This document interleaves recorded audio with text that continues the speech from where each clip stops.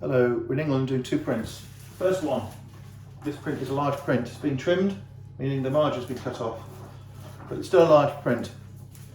It's symmetrical, it has got strong lines of perspective, and it's quite a thin piece of paper, though it has got an extremely good watermark. It's got I can't show you, but it's got a man riding a horse, and the horse is made up of curls. Absolutely incredible. The scene is quite, on the face of it, it looks like an ordinary elevation scene, but there's really quite a lot going on. I'm going to tell you what it is. It's 1691, and it was a painting by Romain de Hooge, and I don't know who engraved it, but it shows William III at the Binnenhof, The Hague. I'm not sure which was William of Orange. I'm going to have a quick look.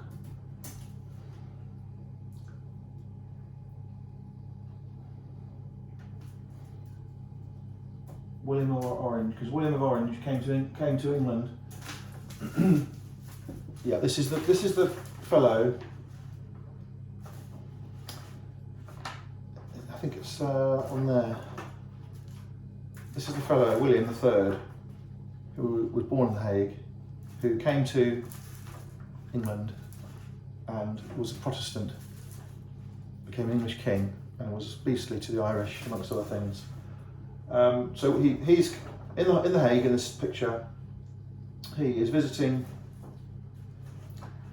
a beautiful house, palace, or administrative building, and the gardens show a formal garden with a fountain, parterres, plants in pots, a stable or a orangery, the house itself with beautiful windows, and over here you've got more garden features. What is it in there? I don't know what it is in there. It could be a bird cage, it could be a fruit garden, and beautiful all the way around. You've got beautiful stonework and Baroque features. So it's very busy in terms of the foreground, very busy, and quite a nice tone of yellow. I quite like them this colour. The collectors don't like them like this, they like white ones. They like white ones with margins on, but for me, I think that's great. In a frame with a clean mount,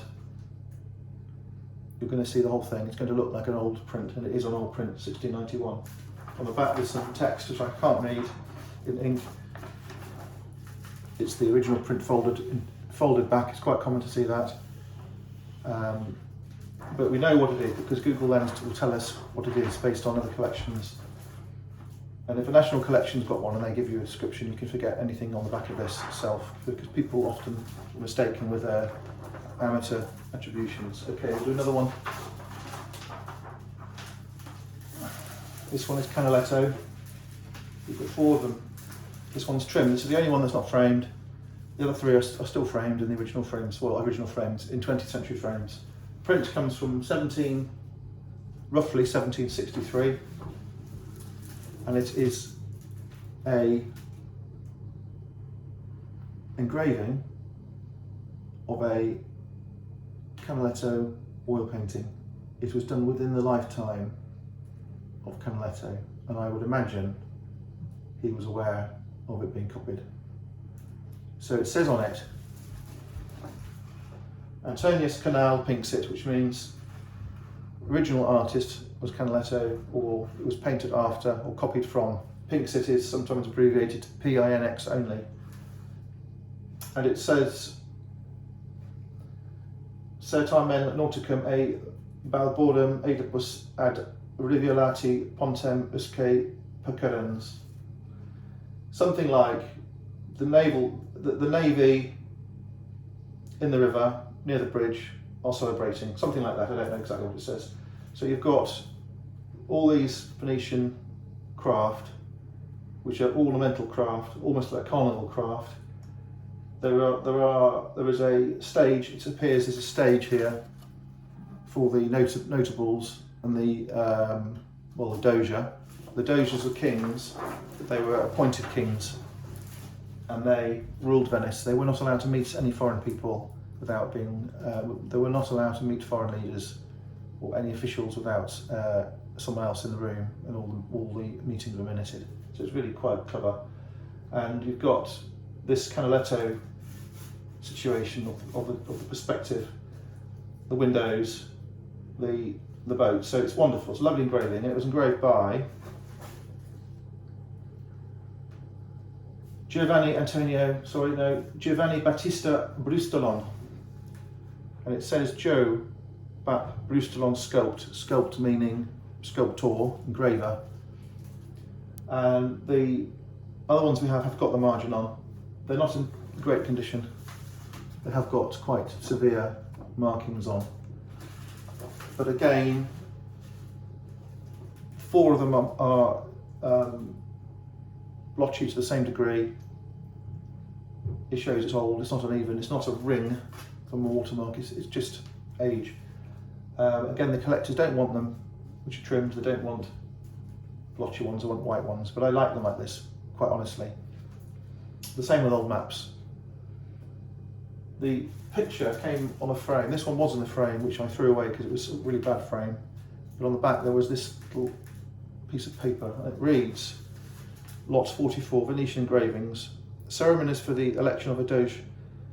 A complete set of the 12 magnificent engravings by Brustoloni after Canaletto, showing all of the wonderful fates set in a Venetian background, which accompanied the election of a new Doge. The plates were published by L. Fernaletto, that's the publisher, not the engraver, L. Fernaletto, it's not mentioned on here, circa 1760, and are amongst the most decorative of Venetian engravings. The prints with margins measure 26 by 19 inches, fine impressions, £15 and 15 shillings. So this belonged to the print when there were 12 of them, and there are only 4 now, 3 of which are not trimmed, 1 is trimmed. These were originally in a book. There would have been a book of 12, and the price of the book now, complete, depending on where the book was housed and the binding and whether it was first or second edition, it can be anything between £70,000 and £100,000 for the 12. But of course they are bound in beautiful condition, and having been removed and trimmed and with the damage, they are worth a lot less, of course. And there's only, as I say, I've only got 4 of the 12. But for someone who likes Canaletto, I think they're really good. Okay, thanks for looking.